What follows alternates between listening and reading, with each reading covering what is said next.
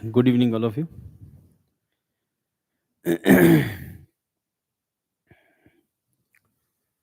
So, we are going to start with Cyclone Michang.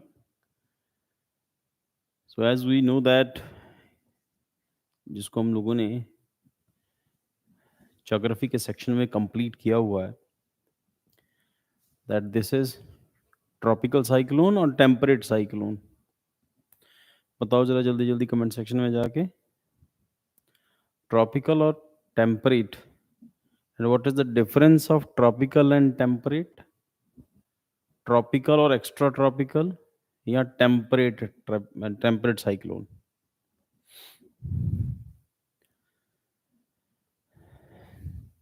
क्या फर्क है दोनों में? ट्रॉपिकल साइक्लोन डिजास्ट्रस होते हैं, और रिसेंटली हम लोगों ने मॉनसून का सेशन कंप्लीट किया, और उस मॉनसून के सेशन में हमने डिस्कस किया था कि इंडिया में इस एरिया के अंदर, यानी कि 23.5 degree northern hemisphere tropic of cancer के आसपास जो भी साइक्लोन्स आएंगे, ये साइक्लोन हमेशा ट्रॉपिकल साइक्लोन होंगे. और साइक्लोन की नॉर्दर्न हेमिस्फीयर के अंदर जो, या साइक्लोन्स की जो डायरेक्शन होती है, ईस्ट टू वेस्ट होती है. Why east to west? क्योंकि this is the movement of earth west to east घूमती है, वेस्ट टू ईस्ट. तो वेस्ट टू ईस्ट घूमती है, तो इसका मतलब इस पॉइंट ऑफ व्यू से देखें तो ये साइक्लोन यहाँ से इस तरफ को साइक्लोन मूव करेंगे, from this side to this side, सारे cyclone this side to this side. और नॉर्दर्न हेमिस्फीयर में साइक्लोन की डायरेक्शन क्या होती है? हाँ, तो ट्रॉपिकल्स आर मोर डिजास्ट्रस. तो ट्रॉपिकल साइक्लोन की जो डायरेक्शन होगी नॉर्दर्न हेमिस्फीयर में, नॉर्दर्न हेमिस्फीयर में साइक्लोन्स की डायरेक्शन क्या होगी? क्लॉकवाइज और एंटी क्लॉकवाइज. और अगर क्लॉकवाइज होगी तो क्यों होगी, या एंटी क्लॉकवाइज होगी तो क्यों होगी? पहला तो पॉइंट ये है कि क्लॉकवाइज होगी कि एंटी क्लॉकवाइज होगी. साइक्लोन की डायरेक्शन. और जब इंडिया में इस कॉर्नर पे साइक्लोन चल रहे हैं, तो नॉर्दर्न हेमिस्फीयर में पंजाब वाली साइड में एंटी साइक्लोन चल रहे हैं. तो इसका मतलब पंजाब वाली साइड में एंटी साइक्लोन की डायरेक्शन, और ट्रॉपिकल रीजन के अंदर जो साइक्लोन्स हैं, वहां पर एंटी साइक्लोन, यहाँ पर साइक्लोन, इन दोनों की डायरेक्शन क्या होगी? अब इस साइक्लोन को देख के पता चल रहा है that it is moving anti cyclone, it is moving anti clockwise. Sorry, ये साइक्लोन, ये जो साइक्लोन है, it is moving anti clockwise. Why clockwise? हम इसको डिस्कस कर चुके हैं कि जब लो प्रेशर एरिया होगा, तो लो प्रेशर एरिया में हवा हाई प्रेशर से लो प्रेशर इंटर करती है, और नॉर्दर्न हेमिस्फीयर में due to Coriolis force and Ferrel's law, due to Coriolis force हवा हमेशा अपने राइट साइड में मुड़ेगी, लेफ्ट साइड में मुड़ेगी.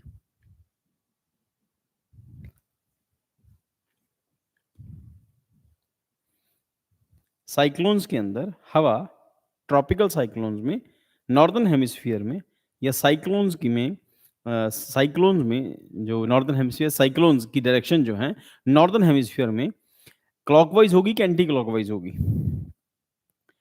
और अगर एंटी क्लॉकवाइज होगी तो हवा हाई प्रेशर से लो प्रेशर चलेगी, हवा अपने लेफ्ट में मुड़ेगी कि राइट में मुड़ेगी? नॉर्दर्न हेमिस्फीयर में, नॉर्दर्न हेमिस्फीयर में हवा हमेशा, हाँ सुन ली, एंटी क्लॉकवाइज. नॉर्दर्न हेमिस्फीयर में हवा हमेशा अपने राइट साइड मुड़ेगी. यहाँ राइट साइड, इस तरफ राइट साइड. अगर हम लोग हवा ऊपर से आ रही है तो, अगर हवा यहाँ से आ रही है तो इस तरफ राइट साइड, तो इस तरफ राइट साइड. तो हवा अगर अपने राइट साइड घूमेगी तो इट मीन्स ये इस तरह से साइकिल बनाएगी एक.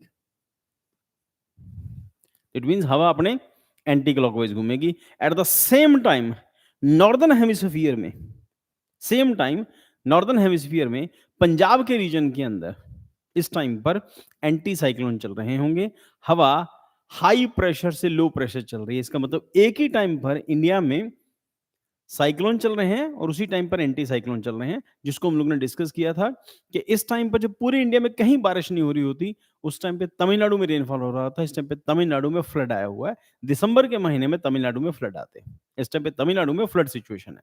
रीजन, ये जो रिट्रीटिंग मॉनसून है, ये बे ऑफ बंगाल से मॉइस्चर ले रहा है और इस टाइम पे यहां पर दिसंबर हीट है। दिसंबर हीट है इस टाइम पे, दिसंबर गर्म है, because sun is moving towards southern hemisphere and moving towards tropic of capricorn. और 22 दिसंबर 22 ऑफ दिसंबर को सन होगा ट्रॉपिक ऑफ कैप्रिकॉर्न पे। तो अगर वहां पर ट्रॉपिक ऑफ कैप्रिकॉर्न पे होगा, इसका मतलब पंजाब में इस रीजन के अंदर यहां पर हाई प्रेशर होगा और हवा हमेशा हाई प्रेशर से लो प्रेशर चलती है। और क्योंकि हवा नॉर्दर्न हेमिस्फीयर में हमेशा अपने अपने राइट हैंड साइड मुड़ती है, तो इसका मतलब यहां से हवाएं अपने राइट हैंड साइड ही मुड़ रही हैं। तो हवा अपने राइट हैंड साइड मुड़ रही है और यहां से ये मॉइस्चर कैरी कर रही है और यहां पर साइक्लोन एंटी क्लॉकवाइज मूव कर रहे हैं। यहाँ पर साइक्लोन अपने एंटी क्लॉकवाइज, और इसको देखोगे तो you will find it is moving anti clockwise. यहां पर भी नजर आ रहा है एंटी क्लॉकवाइज मूव कर रहा है।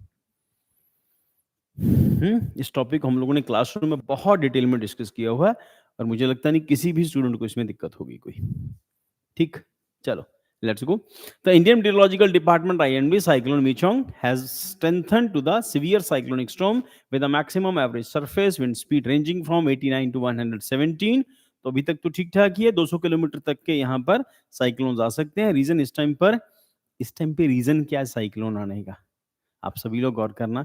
इस टाइम पे रीजन है कि नॉर्दर्न हेमिस्फीयर में सन जो है जब पीछे जा रहा था, तो उसने बे ऑफ बंगाल के इस रीजन के अंदर यहाँ पर पानी को गर्म कर दिया। यहाँ से इस टाइम पर सनलाइट जो है इस रीजन के अंदर जो पड़ रही थी वो 23.5 डिग्री तक है। तो जाते जाते इस पानी को मूव कर गया और इसके साथ ही हम लोगों ने डिस्कस किया था कि जब ये सन की मूवमेंट होगी या अर्थ जो है नॉर्दर्न हेमिस्फीयर से अपनी डायरेक्शन चेंज करेगी, तो अर्थ ने अपनी डायरेक्शन जो है अब यहाँ से अर्थ जो है अपनी डायरेक्शन यहाँ से सॉरी हाँ, अब यहाँ से अर्थ अपनी पोजीशन चेंज करके इस पोजीशन पे आ रही है। अगर आप लोग सन हैं तो जो मुझे देख रहे हैं, यहाँ से this is tropic of, this is equator, और इक्वेटर से अर्थ अपनी पोजीशन चेंज कर रही है और अब पोजीशन उसकी ये होगी। It means tropic of capricorn के ऊपर 23.5 डिग्री वर्टिकल सन मूवमेंट होगी, जिससे ट्रॉपिक ऑफ कैप्रिकॉर्न गर्म होगा तो हवाएं गर्म होंगी, ऊपर उठेंगी और उसकी जगह लेने को ठंडी हवा नॉर्दर्न हेमिस्फीयर से सदर्न हेमिस्फीयर की तरफ आएगी। वही यहाँ पर हो रहा है। ठीक, अब पूरा मैकेनिज्म वही है। तो the name matching was suggested by Myanmar, हमने डिस्कस किया हुआ कि आगे चल के और डिटेल में डिस्कस करेंगे कि जब साइक्लोन्स आते हैं तो इस एरिया की कंट्रीज बदल बदल के ABCD के अकॉर्डिंगली अपना नाम जो है उसको अपना अपना नाम देती हैं। तो इस बार नंबर म्यांमार का था, तो म्यांमार ने उसको मिचुंग नाम दिया है, suggested by Myanmar, symbolising resilience and fortitude. The IMD issued color coded alerts to the communicate the severity of the upcoming weather alerts। Green no advisory, yellow होता है बी अवेयर, ऑरेंज होता है prepare, red होता है take action. तो यहाँ पर कहीं कहीं रेड शो किया हुआ है, रेड येलो ऑरेंज। तो जब IMD इशू करता है कलर कोडेड अलर्ट, तो उन्होंने अब कलर कोडेड अलर्ट इशू किया था कि भाई इस तरह से इसका कलर होगा, तो उसी हिसाब से अपनी प्रिपरेशन आपको रखनी है, जो भी जिस टाइप का भी जिस कलर का भी अलर्ट वो इशू करता है। Cyclones are large scale air system that rotate around the centre of the low pressure area. The national disaster manager NDMA, National Disaster Management Authority, categorizes cyclone. The Indian Meteorological Department predict the cyclone storm named Cyclone Michang.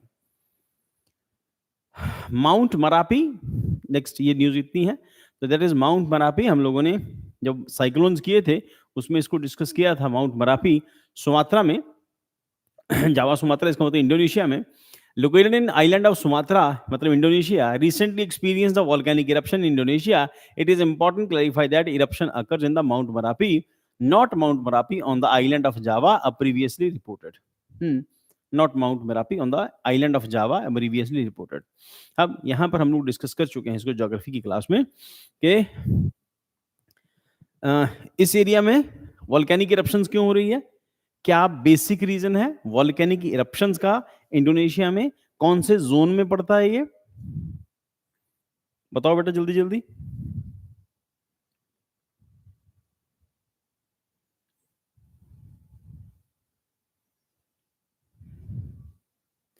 Pacific ocean में जो volcanic eruptions होती हैं, उसके पीछे basic reason क्या है? Yes, Pacific ring of fire. तो Pacific ring of fire की वजह से यहाँ पर एक्टिविटी ज़्यादा है, तो that is the only reason. Eruption at Mount Merapi tend to occur suddenly at the challenging of predict unlikely some volcanic activities. Merapi eruptions are not associated with the deep magma movement that produces detachable tremors as seismic monitors. Instead, the source of these eruptions is shallow and the close proximity to the peak. It's worth noting that Indonesia is situated on the Pacific Ring of Fire, a region where the collision of tectonic plates lead to frequent earthquakes and significant volcanic activity. This geographical phenomena contribute to the dynamic and sometimes unpredictable nature of volcanic events in the area. यहाँ पर जो volcanoes हैं इनमें Fisher eruption नहीं है, ये violent volcanoes हैं। तो फिशर इरप्शन हवाई में मिलती है, इस रीजन के अंदर हवाई में फिशर इरप्शन है, ये डेंजरस है, तो इसमें कंड्यूट डेवलप होता है और ये ब्लास्ट के साथ फटते हैं। हम लोगों ने इससे पिछली क्लास में एग्जैक्ट इससे पिछली क्लास के अंदर वी हैव डिस्कस्ड अबाउट हाथियों को बचाने के लिए जो एआई बेस्ड सिस्टम था उसका क्या नाम था? जल्दी जल्दी कमेंट में बताओ जरा।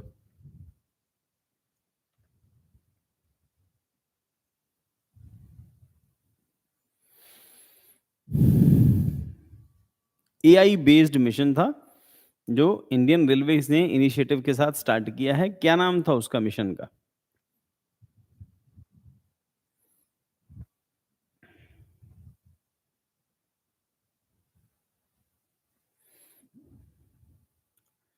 बताओ जल्दी जल्दी।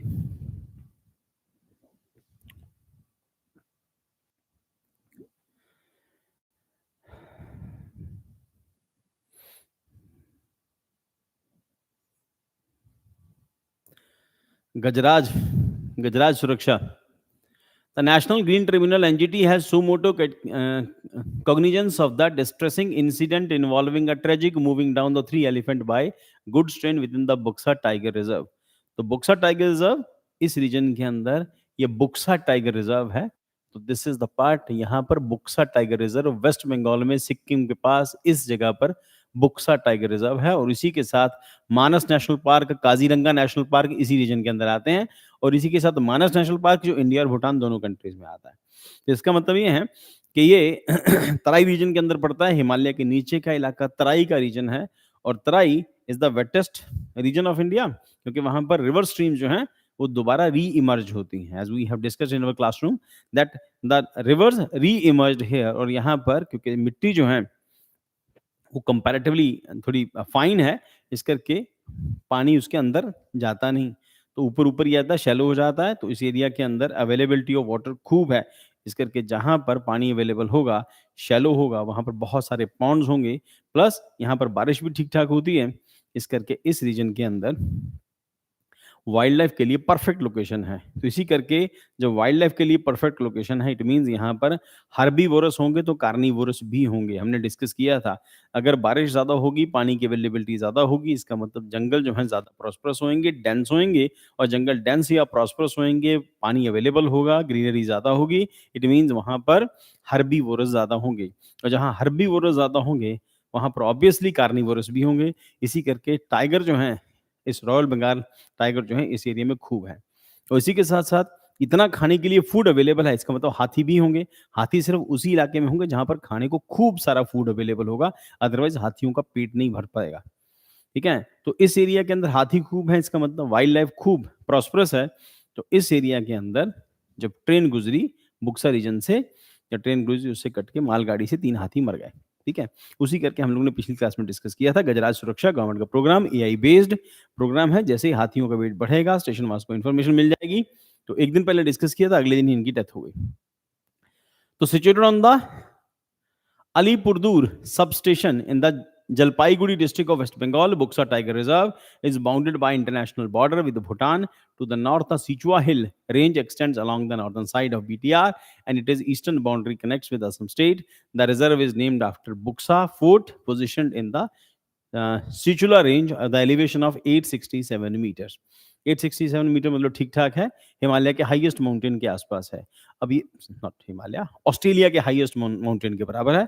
और ऑस्ट्रेलिया का हाईएस्ट माउंटेन, उसका हाईएस्ट पीक कौन सा है, वर्ल्ड ज्योग्राफी में हम डिस्कस कर चुके हैं। जल्दी जल्दी बताओ आप सभी लोग, ऑस्ट्रेलिया का माउंटेन और ऑस्ट्रेलियन माउंटेन का हाईएस्ट पीक। अब मुझे पक्का पता है आप में से किसी को नहीं याद होगा।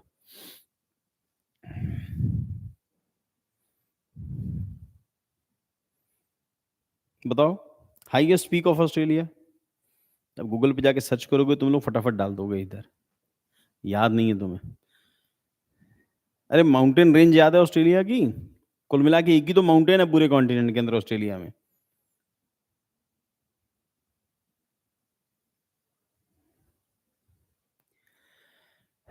ग्रेट डिवाइडिंग रेंज बेटा।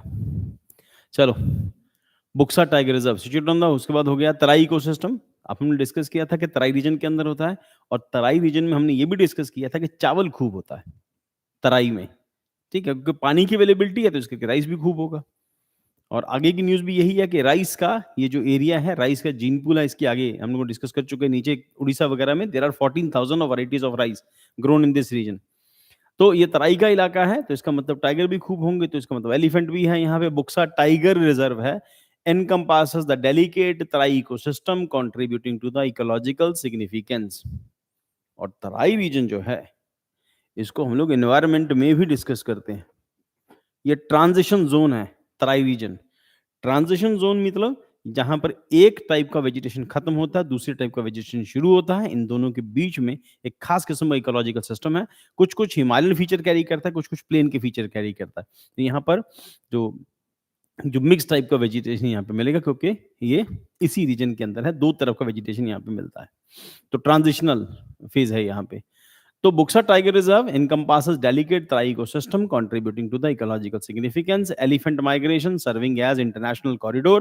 Buxa Tiger Reserve facilitate the migration of elephants between India and Bhutan. और इंडिया एंड भूटान के बीच में एलिफेंट का माइग्रेशन होता रहता है, और बीच में पड़ता है मानस नेशनल पार्क।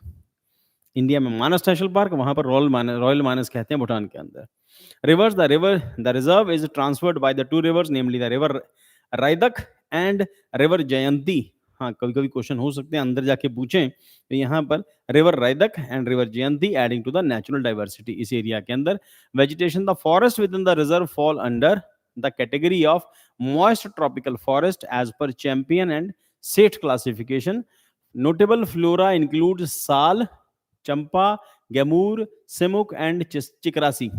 फोना यहाँ पर home of the diverse range of wildlife featuring species like tiger, elephant, leopard, cat, gaur. हम लोग आगे चल के करेंगे एनवायरमेंट इकोलॉजी के अंदर, और थोड़े दिन पहले हम लोगों ने डिस्कस भी किया था Himalayan gaur, wild boar, sambar, hog deer, और उसके बाद चाइनीज पेंगोलिन अमंग अदर्स। यहाँ पे पेंगोलिन है और इंडेंजर्ड की लिस्ट में आता है, पंजाब में पेंगोलिन होता है। हमने डिस्कस भी किया हुआ इसको पहले भी अपनी क्लासेस के अंदर, ये पेंगोलिन क्या है। आगे चल के हम लोग इंडियन पेंगोलिन, ये चाइनीज पेंगोलिन का इलाका, उसका बहुत एक्सपोर्ट होता है। चाइनीज मेडिसिन में उसको यूज करते हैं, उसको मार के उसके ऊपर शेल्स लगे होते हैं, हमारे नाखून की तरह बड़े बड़े शेल्स होते हैं, तो पूरी बॉडी उसकी कवर्ड होती है पेंगोलिन की। कुछ कुछ नेवले जैसा दिखता है और बड़ा होता है काफी, तो इस एरिया में खूब होता है। द रिसेंट इंसिडेंट ऑफ, इसी करके वो टाइगर रिजर्व है। टाइगर रिजर्व मतलब ह्यूमन एक्टिविटीज वहां पर नहीं हो सकती, और इसी करके वहां पे पेंगोलिन टाइप की चीजें मिलती हैं। The recent incident of elephant casualties has drawn the attention of the NGT, underscoring the need of vigilance and measures to mitigate such unfortunate events within this vital wildlife habitat. तो नहीं होना चाहिए, but हाँ बेटा, साथ साथ कुछ कुछ कभी कभी याद रह जाता तो मैं न्यूज़ ले लेता हूँ, वहाँ से कहाँ से ली है। ये jumbo death the times of India की न्यूज़ है, और उसके बाद ये फाइनेंशियल एक्सप्रेस के अंदर है, इंडोनेशिया के अंदर मरापी। और ये जो न्यूज़ थी शायद ये भी डाउन टू अर्थ की थी, एग्जैक्टली वो वाली याद नहीं कहाँ है, वो फोटो लगानी भूल गया, लेनी भूल गया।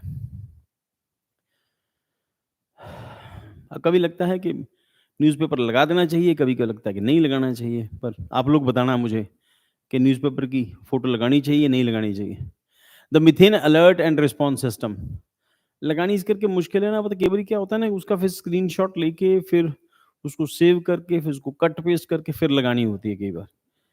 अब पता नहीं मुझे क्यों किसी ने कहा कि आप ऐसा करो, अब मुझे लगता है कि मुझे प्रूव करने की ज़रूरत तो नहीं है। चलो, the methane alert and response system ठीक भी आप लोगों को थोड़ा अच्छा हो जाता है कि अच्छा ये यहाँ से लिए news. The methane alert and response system Mars has recently sent notification to the government regarding 127 methane plumes crossing four countries and identifying 1500 plumes during the pilot stage. अब देखो बेटा, यहाँ पर क्या है कि हाँ, सारी गैसेस में जो मीथेन गैस है, इसकी अपनी एक इम्पोर्टेंस है क्योंकि ये ग्रीन हाउस गैस है। हमने इसको पहले भी डिस्कस किया था एक दिन, क्योंकि ये ग्रीन हाउस गैस है और इसका जो टोटल पार्टिसिपेशन है एनवायरनमेंट की ग्लोबल जो वार्मिंग हो रही है, उसमें मीथेन गैस का जो रोल है, इट इज़ अराउंड 25% जो रोल है मीथेन गैस का है ग्लोबल वार्मिंग।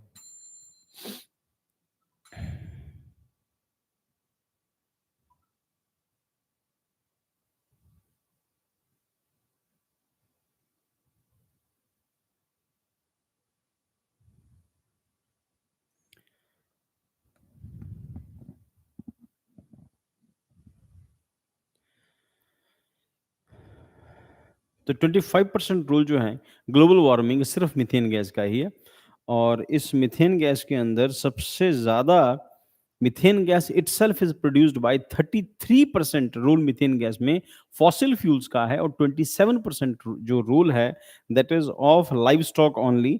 बाकी रेस्ट बायोफ्यूल का जो रोल है 4% है। राइस एग्रीकल्चर का रोल 9% है। इसका मतलब हम जो खेतों में धान उगाते हैं इससे भी है ना मीथेन गैस इमिशन होता है। तो मीथेन गैस एमिशन होता है इट मीन्स ये जो ग्रीन हाउस गैस है।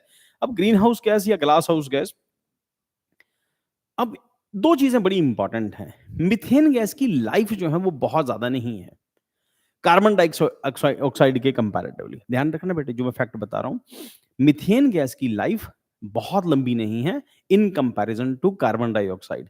कार्बन डाइऑक्साइड लंबे टाइम तक ना सर्वाइव करती है, लंबे टाइम तक एनवायरनमेंट में रहती है। दूसरा पॉइंट बहुत इंपॉर्टेंट है जो कि ग्रीन हाउस गैस के लिए कार्बन डाइऑक्साइड उतनी रिस्पॉन्सिबल नहीं है जितनी मीथेन गैस रिस्पॉन्सिबल है।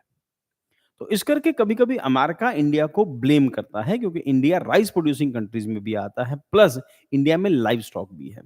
और जो उसमें लाइव स्टॉक का जो रोल है प्लस इंडिया में फॉसिल फ्यूल भी खूब है क्योंकि व्हीकल्स बढ़ रहे हैं। हालाँकि व्हीकल उन कंट्रीज के पास हमारी कंपैरेटिवली बहुत ज़्यादा है, अमेरिका के पास या यूरोप के पास।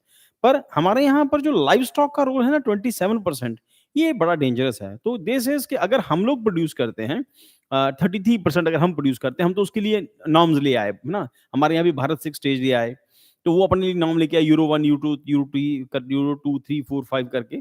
तब हमारे यहाँ भी वही नॉर्म्स हैं, बट कार्बन एमिशन इससे कम तो होगा। अगली स्टेज जो है वो बैटरी वाली गाड़ियाँ हैं, बट इम्पोर्टेंट रोल जो है that is of live stock. 27% India में लाइव स्टॉक है। प्लस इंडिया में क्योंकि जहाँ पर राइस प्रोडक्शन होती है, वहाँ पर मीथेन गैस निकलती है। प्लस इंडिया में हम लोगों ने पिछली क्लासेस में डिस्कस किया था कि इससे पिछली क्लास में जब हम लोगों ने उसका केक का डिस्कस किया था जो प्रेस केक, है ना? उसको डिस्कस किया था। वो भी मीथेन गैस प्रोड्यूस करेगा। अब उसकी जब डिकम्पोज़ होगा तो उससे मीथेन गैस निकलेगी। हालाँकि वो बायो फर्टिलाइज़र है, बहुत इफेक्टिव है, बहुत अच्छा है। बट पॉइंट ये है कि मीथेन गैस प्रोड्यूस करता है, ठीक? अब इसके लिए ये बनाया गया है methane alert and response system, Mars कहते हैं इसको। अब मीथेन गैस की उसको रोकने के लिए, बट हम कितने सीरियस हैं मीथेन गैस को लेके क्योंकि इंडिया का उसके ऊपर कंट्रोल बहुत थोड़ा-सा कम है और ग्लोबल वार्मिंग के लिए मीथेन गैस ज़्यादा रिस्पॉन्सिबल है कार्बन डाइऑक्साइड के कंपैरेटिवली। पर मीथेन गैस की जो लाइफ है वो थोड़ी है in comparison to carbon dioxide. ये 2 एस्पेक्ट हैं, दोनों एक दूसरे के अपोजिट हैं। So Mars is data to action initiative with the objective to providing open, reliable, actionable data to individuals capable of reducing methane emission. तो इसका मतलब इंडिया में अब 2 चीज़ें हैं। जो हम लोग गोबर को खुले में डालते हैं ना, उसको खाद में कन्वर्ट करने के लिए, एक जगह के ऊपर गोबर जमा करते जाते हैं, तो उससे खाद बन जाती है, फिर उसको खेतों में फैला देते हैं उसको। उसके बाद हम लोगों ने डिस्कस भी किया तो वो शील्ड की तरह काम करती है, इवेपोरेशन नहीं होने देती, फर्टिलिटी बढ़ाती है।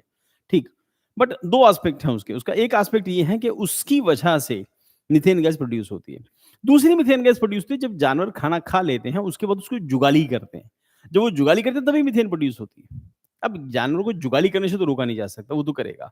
हाँ, ये है कि जो आपने डंप किया है गोबर जो है, उसका बायोगैस प्लांट लगा सकते हैं, गवर्नमेंट उसके लिए सब्सिडी देती है बायोगैस प्लांट लगाने के लिए। नहीं, कितने क लोग हैं वो प्लांट लगाना चाहते हैं बायोगैस प्लांट, क्योंकि मेहनत का काम है। पहले गोबर को पानी में मिक्स करते हैं, फिर उसको एक लिक्विड की फॉर्म में कन्वर्ट करते हैं, फिर उसको उस कुएँ में डालते हैं, फिर वो हिलाते हैं, उससे गैस बनती है। तो देयर आर कुछ कॉम्प्लिकेशन है, तो बोला सीधा रसोई गैस सिलेंडर ले लो, इसके ऊपर सब्सिडी भी है ना? प्राइम मिनिस्टर का प्लान भी है इसके अंदर, तो ये भी एस्पेक्ट्स हैं इसके। तो ग्लोबल वार्मिंग तो है, इसकी वजह से इस करके ये मार्स को बनाया गया है। अब काम क्या करेगा MARS? MARS is to data to action initiative objective of providing open reliable actionable data. यहाँ पर मार्स मिशन के अंदर सबसे पहला मिशन जो है वो डाटा अवेलेबल कराना है, मीथेन गैस का इमिशन कहाँ से हो रहा है। Data for individuals capable for reducing methane emission, कि मीथेन गैस का इमिशन कैसे कम किया जाए। It was announced at the conference of parties COP 27 के अंदर। कोप 27 इजिप्ट में शर्म अल शेख में हुई थी। तो वहां पर ये डिसीजन लिया था कि हम इसको मार्स को बनाएंगे November 22 and initiated by its pilot phase in June जनवरी 2023 से पायलट फेज के अंदर है ये। Pilot phase, the initial pilot phase allowed the UNEP's International Methane Emission Observatory (IMEO) to collaborate with the partner countries and operates to refine.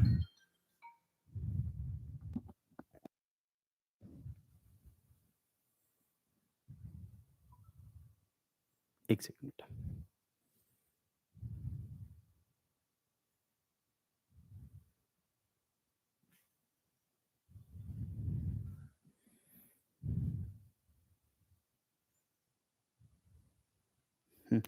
हाँ, amount कुछ इसको, yes you are right.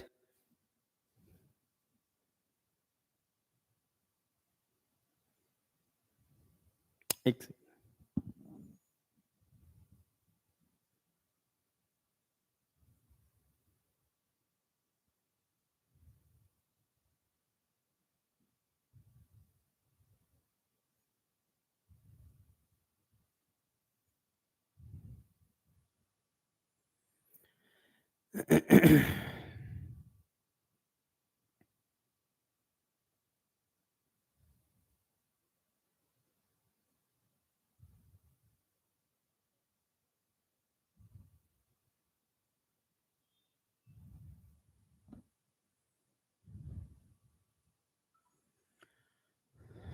So Pilot phase के अंदर initial pilot phase allowed to UNEP's International Methane Emission Observatory (IMEO) to collaborate with the parties, countries and operators of the relief Mars process and procedure before making data public.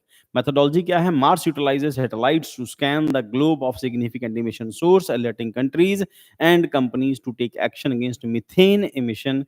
This approach aims to accelerate progress in the support of Paris Agreement and Global Methane Pledge. तो global methane pledge है, जहाँ-जहाँ से इसका पता चलता है, alert करो countries को कि आपके यहाँ से मीथेन गैस का इमिशन ज़्यादा हो रहा है। वेजिटेशन द फॉरेस्ट सॉरी उसके बाद partnership MARS collaboration with climate and clean air coalition CCAC and international energy agency IEA bringing together the four critical components detection of major methane emission notification to relevant entities respond from notified stakeholders and tracking progress in the emission reduction efforts. तो इसके लिए effort करेंगे उसकी partnership के साथ सबके साथ मिलके आईईए और सीसीए के साथ। International Methane Emission Observatory (IMEO) inception IAM was introduced in G20 Leader Summit 2021, initially focusing on methane emission from the fossil industry. Fossil industry मतलब कारों से जो फ्यूज निकलता है या फिर इंडस्ट्री से जो निकलता है। तो उसके बाद IMEO consolidate methane data from scientific measurement satellites through MARS. अब इसके लिए साइंटिफिक डाटा इकट्ठा करेंगे, और सबसे इंपॉर्टेंट है सैटेलाइट्स के थ्रू डाटा इकट्ठा करेंगे। Industry reporting via the oil and gas methane partnership 2.0 and national inventories. अब नाउ देयर इज पॉसिबिलिटी कि ये जो क्वेश्चन है प्रीलिम में एज इट इज क्वेश्चन बनेगा मार्स के बारे में। इससे कोप 27 में भी और कोप 28 का भी क्वेश्चन ये बन सकता है। What is Mars? ठीक, अकॉर्डिंग टू कोप 28 किसके लिए काम करेगा, कौन सी गैस के लिए काम करेगा, और किस किस की कोलैबोरेशन से है। प्रीलिम के लिए क्वेश्चन स्ट्रेट फॉरवर्ड इसका बनेगा। उसके बाद काम क्या करेगा, है ना? इसके लिए कौन-कौन से इक्विपमेंट यूज़ होंगे, तो 4 लाइनों के अंदर इसी के 4 लाइनें क्वेश्चन बना देंगे। इसी इसी पूरे प्रोसेस की जो हम लोगों ने ये जो पूरा हमारी स्लाइड्स हैं 2-3 स्लाइड, इसमें से 4 लाइनें निकालेंगे, क्वेश्चन बना देंगे, कौन-सी इसमें है, कौन-सी नहीं है, कौन-सा राइट है, कौन-सा रॉन्ग है। तो 3 राइट होंगे तो 1 रॉन्ग होगा, या 4 3 रॉन्ग होंगे, 1 राइट होगा। तो फोकस रीजंस क्या है? Initially allied climate partners concentrate on the efforts of the southern South East Asia and Caribbean and Central American, Africa and India. Key points क्या हैं? Establishment 14 founded in 1956, IFC has headquarter in Washington DC. There is possibility, ये question सीधा सीधा बन रहा है। IFC कब बना था? 1956 में बना था। ऑफिस कहाँ पे? वाशिंगटन डीसी में।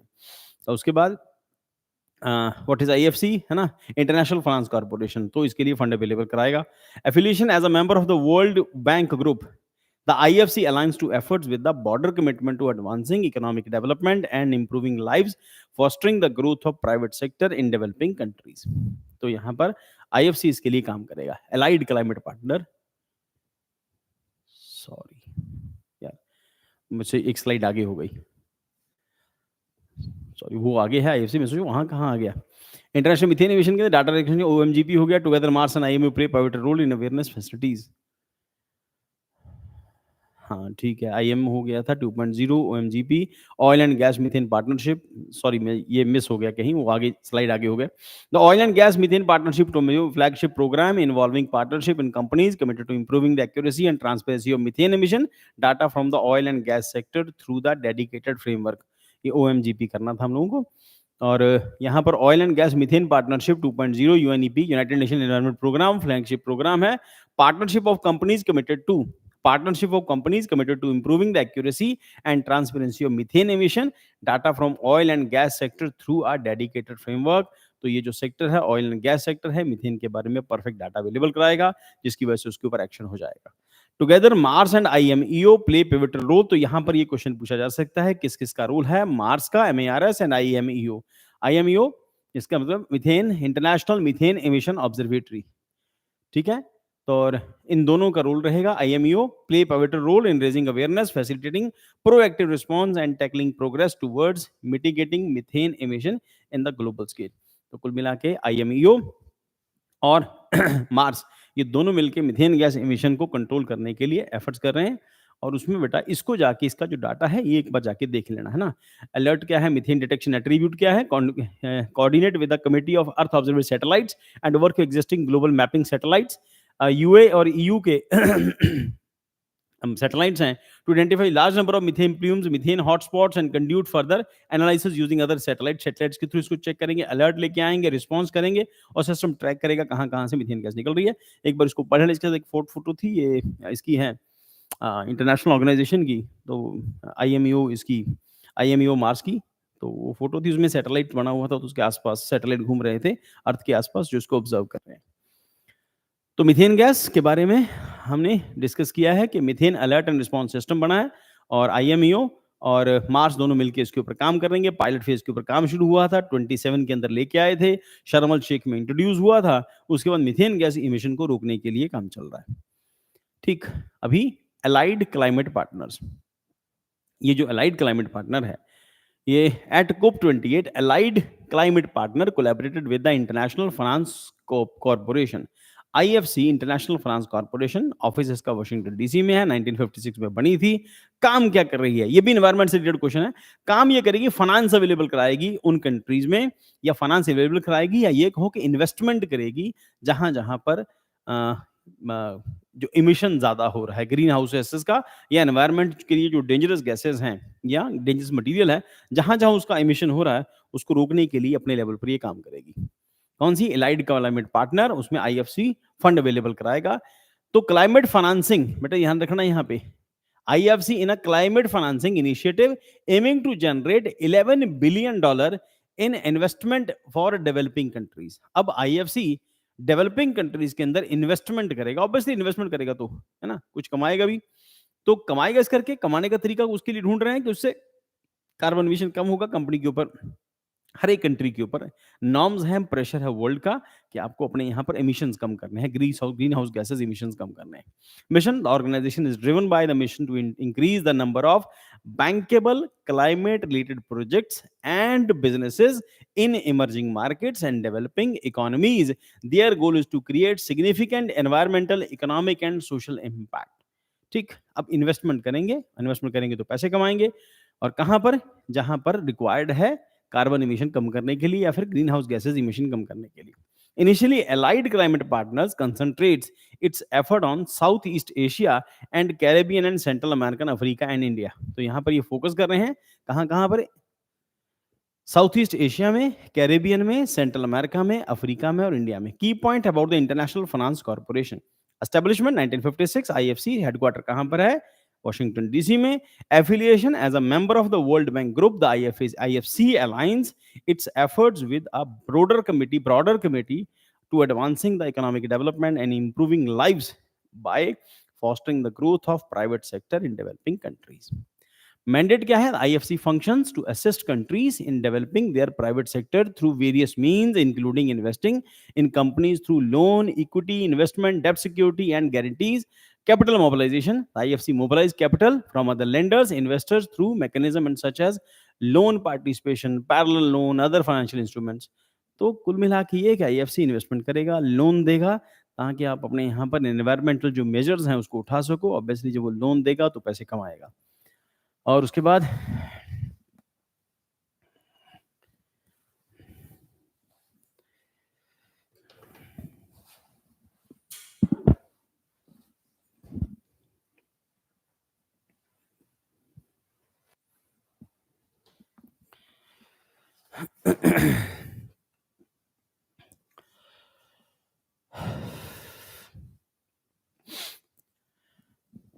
तो कैपिटल मोबिलाइजेशन, उसके बाद एडवाइजरी रोल।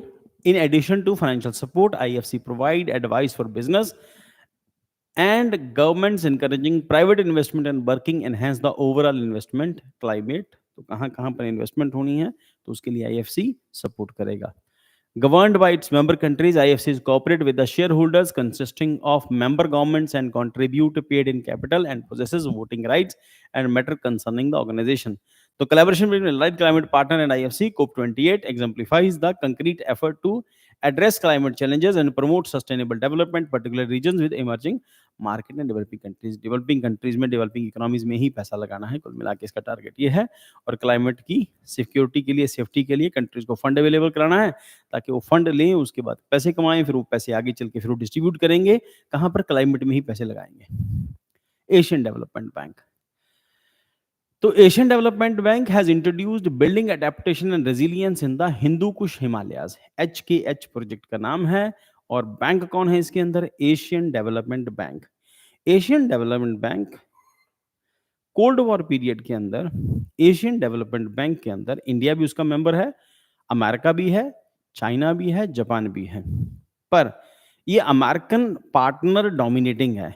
तो यहाँ पर शुरू से ही इसको लेके जो पॉलिसी रही थी इस बैंक को लेके अमेरिका की, कि अपने जो पार्टनर हैं उन्हीं कंट्रीज को, जो अमेरिकन ग्रुप को सपोर्ट करते थे, उन्हीं को वो लोन फंड अवेलेबल कराते थे। ठीक, पर अब कहानी चेंज हो गई है, हालाँकि चाइना की इसके अंदर है, बट रिस्ट्रिक्शन जो है यूएसए की हमेशा रहती हैं, क्योंकि यूएसए का स्टेक सबसे ज़्यादा है इसके अंदर। जापान का स्टेक है, जिसका स्टेक ज़्यादा होता है, उसकी वोट की वैल्यू भी ज़्यादा होती है, उसके वोटिंग राइट भी ज़्यादा होते हैं और उसको लोन ज़्यादा मिलता भी, ये भी एक एस्पेक्ट है। एडीबी कहाँ, किसके लिए इसने introduce building adaptation and resilience in Hindu Kush Himalayas. तो इसका मतलब हिंदू कुश से लेके हिमालय तक के इलाके के लिए ये फंड अवेलेबल करा रहे हैं, उसके लिए हेल्प करेंगे इस एरिया के लिए। Aimed at providing crucial information to Bhutan and Nepal. तो भूटान एंड नेपाल को इन्फॉर्मेशन अवेलेबल कराएंगे। Initiative will empower these nation to invest in effective climate adaptation strategies, focusing on enhancing understanding of risk, enabling decision making for disaster risk reduction, implementing adaptation measure and exploring risk transfer solution including insurance. अब आपको अपने यहाँ पर अपने citizens की, अपने जो resources हैं उनको बचाना है अगर, ठीक, तो आपको कुछ फंड चाहिए होगा। और वो जो फंड है, हमने इससे पिछली न्यूज़ डिस्कस की थी। मान लो आप नहीं चाहते कि आपके इलाके में हिमालय की वजह से कोई डिज़ास्टर आए, तो डिज़ास्टर को रोकने के लिए आप अपने यहाँ पर जो सामान लगाओगे, जो इक्विपमेंट लगाओगे, जो खास किस्म की बिल्डिंगें बनाओगे, उन सब के लिए पैसा जो है आईएफसी लगाएगा। इससे पिछली न्यूज़ के अंदर हमने डिस्कस किया था। वो डेवलपिंग कंट्रीज़ को फंड दे रहा है। अब यहाँ पर इस एरिया के अंदर एडीबी जो है, एशियन डेवलपमेंट बैंक, वो हिंदू कुश यानी कि अफ़गानिस्तान, पाकिस्तान बॉर्डर से लेके हिमालय और म्यांमार तक के लिए, क्योंकि हिमालय के आगे इधर जो अराकान योमा हिमालय की एक्सटेंशन है, वहाँ तक के लिए फंड अवेलेबल कराएगा। ठीक, प्लस उन लोगों को अरेंजमेंट बताएगा कि क्या-क्या अरेंजमेंट आपको करने हैं। Then this is the disaster risk deduction है। डिज़ास्टर जो भी इस एरिया के अंदर आएँगे, और एज़ वी हैव डिस्कस्ड कि हिमालय उस ज़ोन में है जहाँ पर एक अर्थक्वेक जो है पेंडिंग है। 1909 में चंबा में लास्ट टाइम वहाँ पर अर्थक्वेक आया था, डिज़ास्टर्स था, और उसी अर्थक्वेक जो पेंडिंग अर्थक्वेक है, देयर इज़ पॉसिबिलिटी कि उसकी जो रिएक्टर स्केल के ऊपर उसका जो वो रहेगा, स्केल रहेगा, वो अराउंड 8 के आसपास आएगा। तो अगर 8, 7 से ऊपर 8 या 9 तक के अगर अर्थक्वेक आएँगे, तो इसका मतलब ये है कि भाखड़ा डैम सिर्फ़ 7 तक के लिए बना है। जो अर्थक्वेक की जो इंटेंसिटी है 7 होगी, उसके लिए बना है, 8 या 9 के लिए नहीं बना। तो एक अर्थक्वेक इस एरिया में पेंडिंग है, इस एरिया में डैम ज़्यादा बन रहे हैं और वेट ज़्यादा बढ़ रहा है, प्लस हिमालय उस ज़ोन में आता है जहाँ पर प्लेटें खिसकेंगी। ठीक, तो हमने डिस्कस किया था 1909 में चंबा बर्बाद हो गया था, और इसका मतलब ये है कि हिमालय उस रेंज में आता है। और रिसेंटली हम लोगों ने देखा कि नेपाल में फिर अर्थक्वेक आए। इससे पहले भी नेपाल में अर्थक्वेक आया था और नेपाल में बहुत तबाही हुई थी, क्योंकि ज़ोन ही वही है। तो हिंदू कुश से लेके हिमालय तक ये अर्थक्वेक ज़ोन है। इसके लिए ये इन्होंने इनिशिएटिव लिया है एशियन डेवलपमेंट बैंक ने। What is it? Climate challenge the ADB highlighted the AKH region for experiencing the faster warming trend that the global average according to the project 75% of glacier in Bhutan, Nepal could melt by the end of the century. It globally temperature rises from 3 degree Celsius. तो अगर हम लोगों ने उन पिछली news के साथ, पिछली दोनों न्यूज़ के साथ जोड़ के देखें, तो यहाँ पर मीथेन गैस की अगर रोल बढ़ेगा, तो ग्लेशियर सारे पिघल जाएँगे, ठीक है?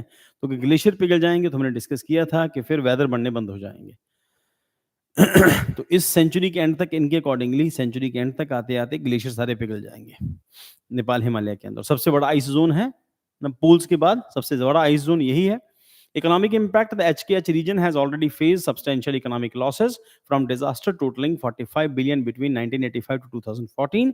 The figure surpasses losses in any other mountainous region globally. तो दुनिया के सबसे ज़्यादा डिजास्टर जो हैं इसी एरिया के अंदर आ रहे हैं, और उसकी वजह से टोटल इकोनॉमिक लॉसेस भी हैं। Geographical scope: the Hindu Kush Himalayas extend from the valleys of Hindu Kush of Afghanistan to the hill mountain system of Myanmar. It harbors the largest ice reserve outside the polar region and plays crucial role in the sustained major rivers including Ganga, supporting livelihood and billions. Ganga, Brahmaputra, Sutlej, mighty rivers हैं इसी area से निकलती हैं। तो initiatives to protect the HKH region: ICMOD, international centre for integration mountain development, and inter government institution working toward the climate resilient development for HKH. Hindu Kush Himalaya mountain monitoring the assessment project HIMAP, coordinating with ICIMOD, HIMAP focus on the monitoring and assessing the environmental condition of HKH region. So, National Mission for Sustaining Himalayan Ecosystem, launched by India as per the National Action Plan of Climate Change. The national mission emphasizes sustainability in the Himalayan ecosystem. About the Asian Development Bank, nice genesis क्या है इसके अंदर? Establish in 1966 के अंदर ये बना था, और ADB envisages prosperous, inclusive, resilient, and sustainable Asia and Pacific with commitment to eradicating extreme poverty. Poverty eradication के लिए इसको बनाया गया था एशियन रीजन के अंदर, as we discussed, USA, Canada, China, India, Korea सब इसके मेंबर हैं। और role ADB support 68 member countries by providing loan, technical assistance, grant and other resources. अब क्योंकि ADB ये फाइनेंशियल असिस्टेंस, ग्रांट भी देता है, लोन भी देता है, पर देता उसी को है जिसके साथ अमेरिका की बनती है, क्योंकि अमेरिका की पार्टनरशिप इसमें ज़्यादा है। जिसकी पार्टनरशिप ज़्यादा होती है, उसकी वोट की वैल्यू भी ज़्यादा होती है। तो ये उसकी इमेज है। इसकी जो एशियन डेवलपमेंट बैंक जो है, ये मनीला में है। मनीला मीन्स फिलीपींस में। Member: ADB has 68 members, 5 largest shareholders. Japan and USA are the largest shareholders, each holding 15.6% of total share, followed by China 6.8, India 6.3, Australia 5.8% share है। इसको बनाने के लिए जो पैसा दिया गया है, तो 15% अमेरिका का, 15% लगभग जापान का, 30% तो इन दोनों का स्टेक हो जाता है। ठीक, तो स्टेक इन दोनों का, तो ऑब्वियसली से भी इन दोनों की है। The Building Adaptation and Resilience in the Hindu Kush Himalayas initiative reflect the concerned effort of address the challenges posed by the climate change in this climatic region, with a focus on sustainable and resilient development. तो main focus sustainable development plus resilient development है। Red सी maritime tension, red सी हम लोग discuss कर चुके हैं बड़े लंबे time से। ये जो है, जो इसके पीछे रीज़न है और टेंशन का, क्योंकि इसी एरिया से होके सारा ट्रेड होता है। यहीं पर बाब अल मंदेब है, वहाँ पर स्ट्रेट ऑफ सॉरी सुएज़ कनाल है, और यहाँ पर हाजीज़ माउंटेन इधर इजिप्ट पड़ता है और इजिप्ट के ऊपर इज़राइल पड़ता है। तो इस एरिया के अंदर हम लोगों ने डिस्कस किया था कि यहाँ पर यमन पड़ा है और यमन के साथ उसके हूदी टेररिस्ट हैं, हाउदी या हूदी टेररिस्ट, है ना? जो तो उन्होंने इज़राइल के ऊपर मिसाइल वगैरह भी फायर की थी। Now they have attacked American, जो वहाँ पे वॉरशिप्स थे उसके ऊपर अटैक किया है। अमेरिकन शिप्स के ऊपर अटैक किया है। Recently red C witnessed heightened maritime tension as US warship and multiple commercial vehicles came under the attack, raising concerns in the Middle East। और इसी के नीचे सोमालिया पड़ता है। तो they are religiously blind countries, ठीक? तो दे आर टारगेटिंग, वहाँ से गुजरने वाले सब जहाज़ों वगैरह को टाइट करेंगे। इसी करके वहाँ पर जो ऑफ़र कर रहा है इज़राइल कि मेरे साथ ही यहाँ से एक नया रास्ता निकाल लो, सी रूट नया। हम डिस्कस कर चुके हैं प्रीवियस क्लासेस में, एक बार जाके चेक कर लेना कौन सा रूट इज़राइल सजेस्ट कर रहा है। Geographical location, red sea is semi enclosed inlet और extension of Indian ocean situated between the continents of Africa and Asia, known for being one of the world's warmest seas. It holds strategic importance due to its geographical location. Obviously, इसके ऊपर Israel पड़ता है, यहाँ से होके world का 30-40% trade world का इसी रूट से होता है, वहीं पर सुएज कनाल पड़ती है। Connectivity, it connect Arabian Sea and Indian Ocean in the south, Bab al Mandeb and Gulf of Aden के बीच में ये जो सिचुएटेड है। और नॉर्दर्न कॉन्फ़िगरेशन क्या है? Northern part of the red sea is divided into the Sinai peninsula on the gulf of Aqaba and the gulf of Suez. The gulf of Suez connects the Mediterranean sea through the renowned Suez canal. तो यहाँ पर gulf of अकाबा हम लोग discuss कर चुके हैं उसको पहले भी, गल्फ ऑफ अकाबा को। और ये रेड सी है, यहाँ पर जिबूती पड़ता है, ठीक? और जिबूती, हॉर्न ऑफ अफ्रीका, यहीं पर सोमालिया है, इथियोपिया, इरिट्रिया, यमन, सूडान और इंडिया इस टाइम पर इजिप्ट के साथ अपनी पार्टनरशिप डेवलप कर रहा है, because Russia developing it's partnership with Djibouti. तो एक कॉर्नर के ऊपर जिबूती के ऊपर चाइना और दूसरे कॉर्नर के ऊपर इजिप्ट में हम, और उसी के साथ साथ इंडिया का यहाँ पर रोल जो है इट इज वेरी क्रूशियल। उसको इजराइल को भी सपोर्ट करनी है अपने स्ट्रैटेजिक इंटरेस्ट के लिए, और अपने इकोनॉमिक इंटरेस्ट के लिए उसको इजिप्ट की सपोर्ट करनी है, पैलेस्टीन की सपोर्ट करनी है। तो इंडिया के लिए भी थोड़ी सी, है ना, डुअलिटी है, क्या करें दोनों में से, उसको दोनों काम करने पड़ रहे हैं। इसी करके इंडिया ने ह्यूमैनिटेरियन बेसिस के ऊपर पैलेस्टीन को 6.9 टन की रिलीफ जो सामान भेजा था, वो आप लोगों को याद होगा, हमने थोड़े दिन पहले किया था इसको। हाँ, good evening Neetu. So to the east it is bordered by Yemen and Saudi Arabia. ऊपर इसके यमन और सऊदी अरेबिया है, नीचे इसके यमन है और उसके साथ Saudi Arabia. To the north and west it is bordered by Egypt, इधर Egypt. To the west it is bordered by the Sudan, Eritrea and Djibouti, Eritrea and इधर सूडान पड़ता है इधर। तो उसके बाद ज्योग्राफिकल फीचर्स क्या है? सरफेस एरिया इतना है, लेंथ इतनी, आप जाके चेक कर लेना इसको बेटा। मैक्सिमम विड्थ इतनी है 355 है, डीपेस्ट पॉइंट 30-40 मीटर है। The centre and the central Suakin trough है इसके अंदर। एवरेज डेप्थ है estimated to be around 490 metre. Islands इसके अंदर, यहाँ पर तियारा आइलैंड पड़ता है। The located near the mouth of the gulf of Aqaba. बेटा ये अंदर अंदर के क्वेश्चन है, एक बार जाके इसको चेक कर लेना। तो यहाँ पर कौन सा आइलैंड है? तिरान आइलैंड है, located near the mouth of gulf of अकाबा। तो गल्फ ऑफ अकाबा के पास पड़ेगा। तो यहाँ पर गल्फ ऑफ अकाबा, यहाँ तो नहीं है, पहले जो हम लोगों ने की है उसके अंदर दिया हुआ है। तो गल्फ ऑफ अकाबा के अंदर तिरान आइलैंड है, उसके बाद शादवान आइलैंड है। Positioned at the entrance of the Gulf of Suez, the recent incident of the Red Sea underlined the strategic importance and the need of international attention to maritime security in the region. बस आज के time पे इतना ही है बेटा, इसको जाके एक बार देख लेना। So as we have discuss, Saturday को हम लोग करंट अफेयर का टेस्ट करेंगे। आप सभी को करंट अफेयर सारा अपना कंप्लीट करना है, जहां से हम लोगों ने शुरू किया था अगस्त से लेके अभी तक का जितना करंट अफेयर है सारा करना है। और उसके बाद हमारा सैटरडे को टेस्ट होगा, और आई एक्सपेक्ट कि आपके करंट अफेयर के क्वेश्चन गलत नहीं होंगे, इंक्लूडिंग आपकी पूरी ज्योग्राफी का टेस्ट है। Indian geography, physical geography, world geography, और उसके साथ साथ ये जो भी कर रहे हैं ह्यूमन ज्योग्राफी, ये भी साथ में टेस्ट करेंगे आपका। तो अभी हम जो मिनरल्स कर रहे हैं, प्लस हम लोग जो इंडिया के बारे में जो अलग-अलग जगहों के ऊपर जो मिनरल्स हैं, प्लस बाकी सब जो सेक्शन कर रहे हैं, एग्रीकल्चर हम लोगों ने किया है, ये सब ह्यूमन ज्योग्राफी का पार्ट है। तो इस करके ज्योग्राफी, आपकी पूरी ज्योग्राफी और आपका सारा करंट अफेयर, और जिसके कम मार्क्स आएँगे इस बार, उसको सज़ा मिलेगी इस बार। ठीक?